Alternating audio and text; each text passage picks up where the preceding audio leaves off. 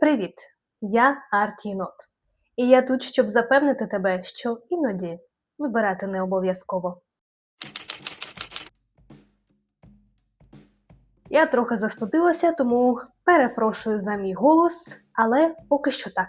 Минулого разу я розповідала вам про циклічних сканерів, тобто людей, які мають плюс-мінус сталий набір захоплень, до яких вони періодично повертаються. Сьогодні ж тема піде про послідовних сканерів. Барбара Шер виділяє аж 6 типів послідовних сканерів, тож не будемо зволікати. Послідовні сканери – це ті люди, які захоплюються чимось, поринають в цю сферу, освоюють її і йдуть далі до нового захоплення. Вони вважають, що життя занадто коротке, щоб робити щось двічі. Отже, перший тип послідовних сканерів. Серійний спеціаліст найбільше маскується під дайверів, тому що така людина обирає одну професію на роки, але не на все життя. Приблизно від 3 до 10 років вони занурюються в одну сферу, стають професіоналами, досягають успіху, заробляють авторитет і кидають цю роботу, щоб зайнятися чимось іншим. Їх головна мотивація – це розібратись, а як це працює, а також досягти певного рівня майстерності. Коли ж виклик зникає, вони йдуть. Наприклад, успішний ріелтор після 5 років своєї кар'єри кидає все заради того, щоб почати вивчати ландшафтний дизайн. Оточення крутить пальцем біля скроні і каже: «Ти збожеволів, ти ж стільки років поклав на це». Але для серійного спеціаліста цей етап просто закінчився. Він забрав звідти весь можливий досвід.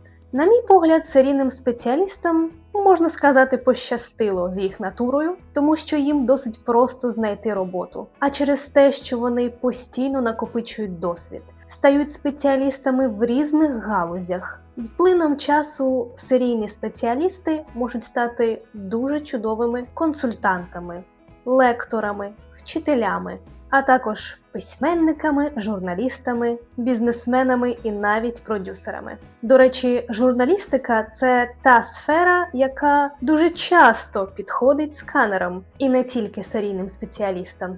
Другий тип послідовних сканерів – це серійний підприємець. Цей тип фокусується на створенні систем та запуску процесів. Їх захоплює сам етап перетворення ідеї на працюючий організм.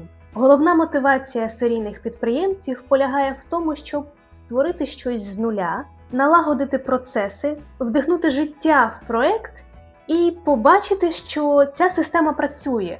Вони просто обожнюють хаос перших етапів бізнесу. Брейншторм, кризовий менеджмент, пошуки перших клієнтів. Вони можуть створити кав'ярню, вивести її в прибуток і продати її, щоб створити щось нове. Коли бізнес стає стабільним і переходить у фазу адміністрування та підтримки, для них це перетворюється на тортуру, тому що основний кризовий етап минув.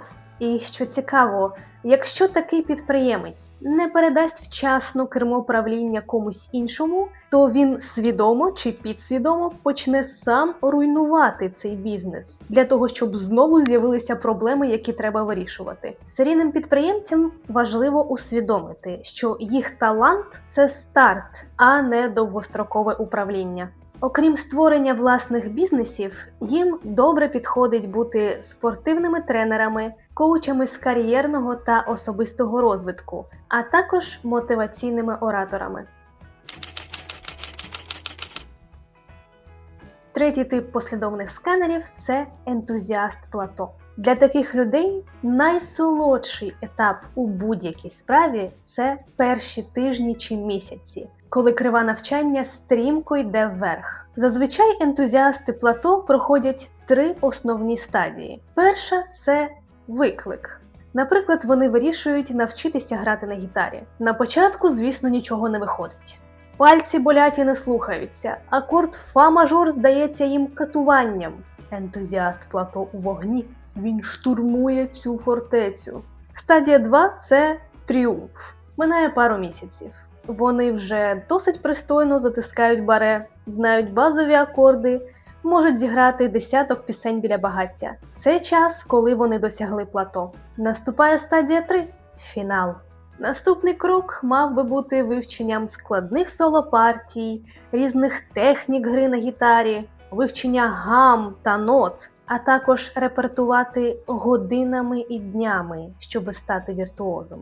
Ось тут нашому ентузіасту стає поганенько, бо йому стає нудно. Ціль досягнута, він вже вміє грати на гітарі. Тож замість того, щоб ставати віртуозом, наш ентузіаст відставляє гітару у куток і йде купувати акварельні фарби. Або ж реєструватися на курс програмування. Таким людям категорично протипоказана конвеєрна або глибоко спеціалізована праця. Натомість вони розквітають там, де треба швидко вникнути в нову тему, розібратися з базою і передати це іншим. Це чудові кризові менеджери швидкого реагування, консультанти, тестувальники, журналісти, я попереджала, або ж люди, які запускають пілотні проекти. Четвертий тип – це швидкісні сканери. Це, мабуть, найдинамічніший і найреактивніший тип сканерів. Їх головна фішка – це жага миттєвого враження. Швидкісний сканер закохується в ідеї блискавично, але його мета – це не майстерність і навіть не практичне вміння. Його паливо – це інформаційний та емоційний сплеск, чистий концентрат новизни. Як це виглядає? Почувши випадкове слово в подкасті, такий сканер може загорітися ідеєю вирощувати мікрозелень. Наступні 48 годин він не спить, не їсть, він поглинає інформацію, дивиться купу відео, замовляє лампи, сутки, насіння. Коли посилка приходить, він висаджує першу партію і все. Кінець. Спрагу вгамовано, лампи відправляються на балкон. А наш сканер тепер зачитується історію стародавньої Греції або вивчає основи каліграфії. Для таких людей важливий сам момент доторку до нової системи координат. Вони хочуть зазирнути за лаштунки, зрозуміти, як це працює, як це влаштовано, зрозуміти загальну концепцію, відчути атмосферу і піти далі. Унікальна суперсила таких людей полягає в тому, що вони володіють феноменальним кругозором.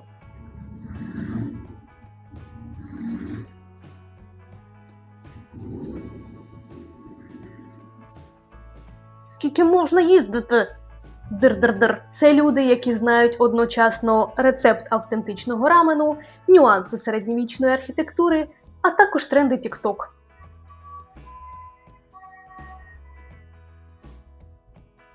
Все, всі проїхали. Вони бачать неочікувані зв'язки між абсолютно різними сферами і тому генерують абсолютно неочікувані ідеї.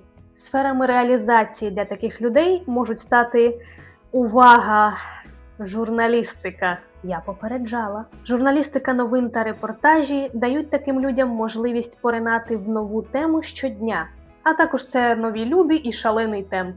Також їм підходить працювати в креативній агенції. Вони можуть генерувати 50 ідей на годину, а реалізацію залишити іншим. Також для них підходять професії, де зміна картинки являється основною умовою. Наприклад, гіди, таємні покупці або мисливці за трендами. Наступний тип послідовних сканерів – це мандрівник. Мандрівник – це, мабуть, один із найпоетичніших типів сканерів. Якщо інші сканери, наприклад, серійні спеціалісти або швидкісні сканери, шукають щось конкретне в нових сферах, знання, виклики, логічні структури або просто сплеск емоцій, то мандрівник не шукає нічого. У нього немає фінальної мети, плану чи бажання отримати результат. Знаєте, він мені нагадує самурая. У нього є тільки шлях. Він рухається світом інтересів і захоплень, так само, як справжній мандрівник блукає незнайомим містом. Просто заради самого відчуття руху. Мандрівника веде чиста, нічим не затьмарена допитливість. Він рідко аналізує, чому його зацікавила та чи інша тема. Він не думає, як би монетизувати своє нове захоплення, або як застосувати це в своєму резюме. Але іноді це породжує внутрішній конфлікт. А хто я такий і куди я взагалі йду? Мандрівники страждають від суспільного тиску чи не найбільше. Тому що в очах людей у їхніх діях немає видимого прагматизму, і оточуючі часто вважають їх лінивими, безвідповідальними або тими, хто літає у хмарах. Самі ж мандрівники постійно намагаються знайти якусь червону нитку, яка б пов'язувала усі їх інтереси, але не знаходять, і тому вони часто почуваються розгубленими. Суперсила мандрівників полягає в тому, що вони можуть бачити красу в найменших дрібницях, на які інші люди не звертають уваги через поспіх. Вони мають дивовижну здатність щиро насолоджуватися моментом. І оскільки мандрівник пропускає через себе просто тонну різної інформації, емоцій, досвідів, часом у нього формується неймовірно багатий внутрішній світ. Вони стають глибокими емпатичними співрозмовниками, які розуміють суть речей на інтуїтивному рівні. Для мандрівників найкраще підходить те, що Барбара Шер назвала достатньо хорошою роботою. Це робота з класичним графіком, коли ви працюєте не більше 40 годин на тиждень. Ця робота забезпечує вас фінансово, але при цьому вона не вимагає вашої душі та не забирає весь вільний час. Тобто проста, стабільна робота із чітким графіком, яка залишає вам абсолютно вільними вечори та вихідні для ваших ментальних мандрів. Також їм добре підходить сфера подорожей та мистецтва. Або ж вони могли бути фотографом-фрілансером чи доглядачем арт-простору. Шостий і останній тип послідовних сканерів – це творчий дилетант. Це один із найяскравіших і найелегантніших, але разом з тим і найбільш схильний до самокритики тип послідовних сканерів. Слово «дилетант» у сучасному світі має негативний відтінок. Мовляв, поверхнева людина, яка не досягла майстерності і нічого не вміє до ладу. Але дилетант походить від слова «насолоджуватися», отримувати задоволення. Творчий дилетант – це людина, яка займається мистецтвом, ремеслом, словом, будь-яким типом творчості виключно заради чистої радості процесу. Вони абсолютно не думають про кар'єру, гроші чи визнання в цій сфері. Творчий дилетант обожнює створювати щось, але його інтереси постійно змінюються. Сьогодні це акварель, через місяць це може бути і ліплення з глини, ще через півроку написання детективних оповідань, а потім гра на гітарі. Для них головна насолода в процесі, а не в результаті. Бути в стані потоку – ось що їм подобається. Запах фарби, текстура ниток, звук інструменту. Вони байдужі до досконалості. Вони не прагнуть виставляти свої картини в галереї чи продавати вироби на Etsy. Як тільки вони розуміють, що навичка освоєна настільки, що процес приносить задоволення, вони зупиняються. Вони можуть або залишитися на цьому рівні, або просто змінити вид діяльності. Або ж починають рухатися до наступного виду творчості. У них удома зазвичай є якась шафа або навіть кімната, забита різними матеріалами для творчості. Мольберт, набір для створення свічок, наполовину вишита картина, купа ниток для в'язання.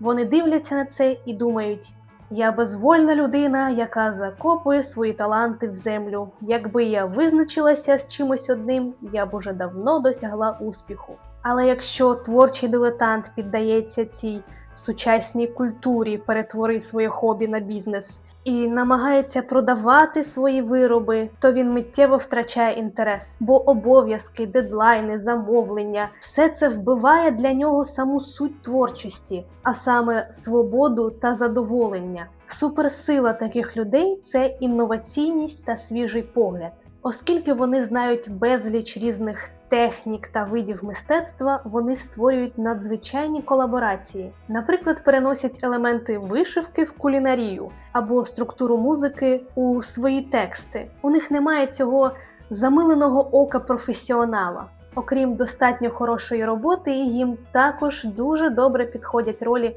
арт-терапевтів, організаторів творчих просторів, мастер-класів чи подій, де люди знайомляться з новими для них ремеслами.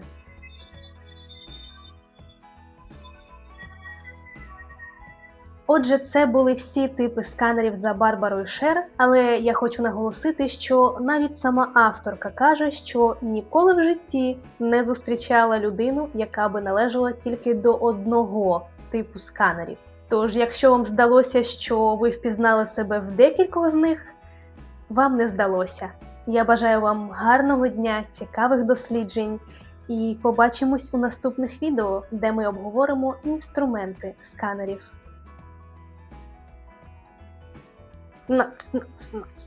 А сонце все ближче і ближче і ближче.